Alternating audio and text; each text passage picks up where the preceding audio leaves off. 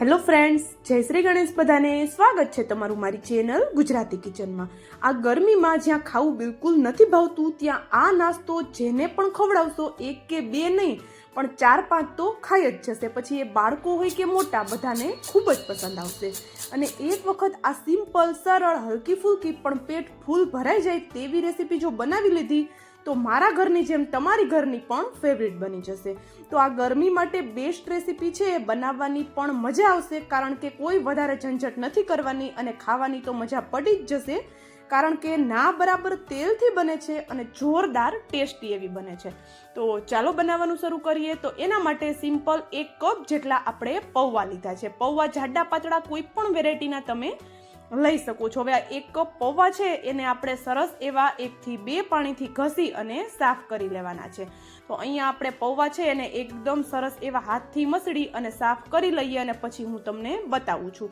તો પૌવાને આપણે અહીંયા સાફ કરી એમાં રહેલું બધું પાણી છે આપણે હટાવી દીધેલું છે અને હવે આપણે આ પૌવાને સાથે એક બીજી વસ્તુ એડ કરવાની છે. તો એમાં આપણે લીધી છે અડધો કપ જેટલી સેવઈ.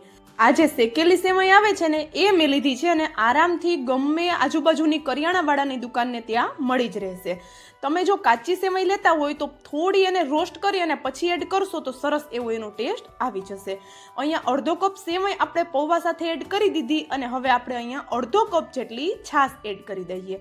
આ બંને વસ્તુને આપણે થોડી વાર માટે પલાળવાની છે. તો અહીંયા આપણે અડધો કપ જેટલી છાશ એડ કરી આ બંને વસ્તુને સરસ એવી મિક્સ કરી દીધી. પૌવાના લીધે આપણો નાસ્તો છે અંદરથી ફ્લફી બનશે અને આપણે જે સેવઈ એડ કરી છે ને એનાથી નાસ્તામાં એક્સ્ટ્રા ક્રિસ્પી બનાવશે કારણ કે સેવઈ છે એકદમ ક્રિસ્પી કુરકુરી ખાવામાં લાગશે શેકાયા પછી. તો જો અહીંયા આપણે પૌવા અને જે સેવ એડ કરી એ બંને સરસ એવું મિક્સ કરી દીધું.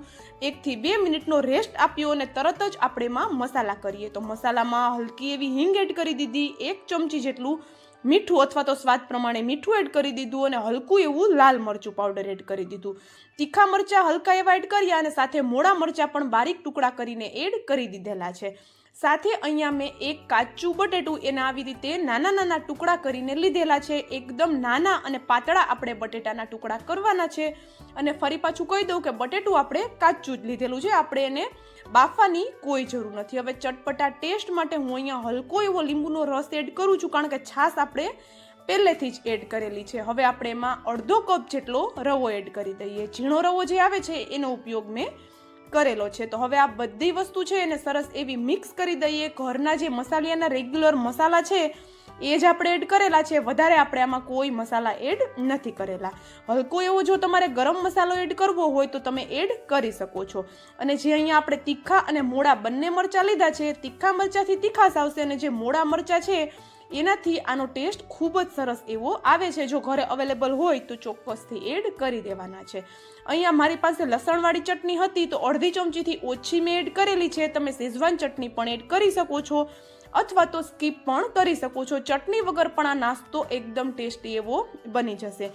હવે હલકું એવું આપણે એમાં પાણી એડ કર્યું, મતલબ કે 2 થી 3 ચમચી જેટલું, અને હાથની મદદથી આપણે સરસ એવું બધું મિક્સ કરી દેવાનું છે. તો અહીંયા તમે જોઈ શકો છો હાથની મદદથી હલકું એવું જ આપણે એને મિક્સ કર્યું છે.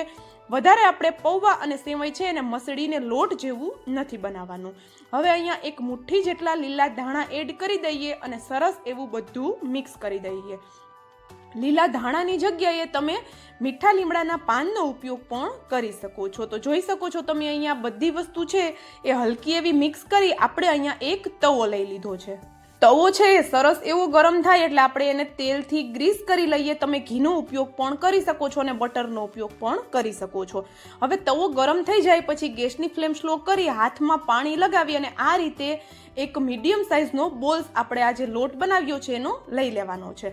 તો જો પૌવા છે સાથે કાચું બટેટું એડ કર્યું, સેવઈ એડ કરી તો અને આપણે આને મસળીને લોટ પણ નથી બાંધ્યો તો બધી વસ્તુ છૂટી છૂટી તમને અત્યારે લાગતી હશે, પણ નાસ્તો છે એ બિલકુલ પલટાવતી વખતે છે એ છૂટો છૂટો નથી પડવાનો. તમે આગળ જોવો, હું તમને હમણાં બતાવી દઉં છું વિડીયોમાં. તો અહીંયા આપણે હાથની મદદથી જ હળવા હાથે એકદમ આવી રીતે નાની એક ટિક્કીનો શેપ આપણે આનો આપી દીધેલો છે. તો તવો મોટો છે તો બીજી ટિક્કી પણ અહીંયા સાઈડમાં આવી જાય છે. તો હું બીજી ટિક્કી પણ આ જ રીતે બનાવી લઉં છું. રફલી આપણે હાથની મદદથી એને હલકું એવું પ્રેસ કરી અને ટિક્કીનો શેપ આપી દઈએ. એની જે કિનારીઓ છે એ હલકી એવી ક્રેક્સ થઈ ગયા છે એમાં અને એ છૂટી પડી જાય એવું પણ આપને લાગે છે. તો કોઈ ચમચો કે પછી સ્પેચ્યુલાની મદદથી આ રીતે આપણે એનો ગોળ શેપ આપી દઈશું એટલે સરસ એવો આપણો નાસ્તો છે એનો એક શેપ પણ આવી જશે અને બિલકુલ એ છૂટો પણ નહીં પડે પલટાવતી વખતે. તો જો અહીંયા ટિક્કી છે એ થોડી મેં અહીંયા થીક રાખેલી છે, મીડિયમ થીક, મતલબ કે વધારે જાડી પણ નથી રાખવાની અને એકદમ પાતળી પણ નથી કરી દેવાની. હવે અંદર બટેટા છે એ કાચા એડ કર્યા તો ગેસની ફ્લેમ સ્લો કરી ઉપરથી કવર કરી દઈએ અને 1 થી 2 મિનિટ માટે આપણે એને થવા દઈએ. અહીંયા અમે તવા ઉપર 2 જ નાસ્તા બનાવેલા છે. તમારી પાસે જો આવો મોટો તવો હોય તો તમે 4 નાસ્તા એક જ સાથે બનાવી શકો છો, તો જલ્દી આપણું કામ થઈ જશે.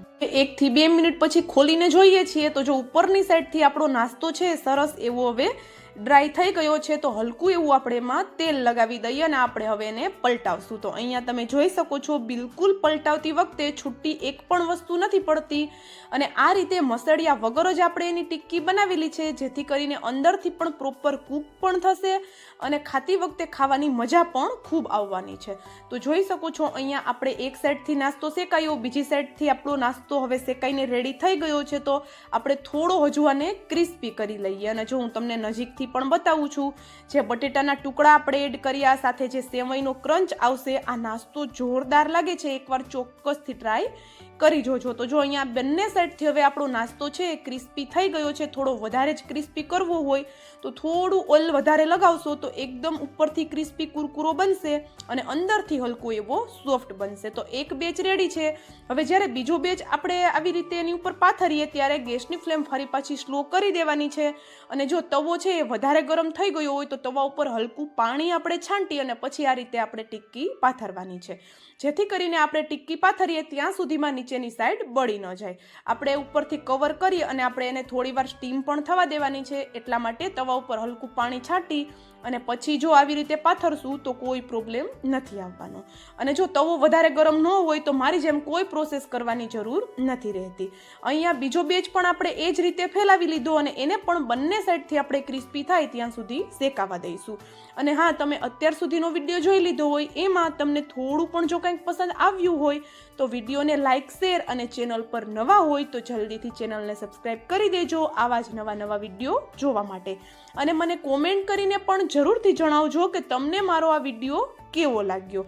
તો જો અહીંયા આપણો ગરમા ગરમ પૌવા અને સેવઈ કાચા બટેટાનો નાસ્તો તૈયાર છે. ફરી પાછું કહું કે એકવાર ચોક્કસ ટ્રાય કરજો, બધાને ખૂબ જ પસંદ આવશે.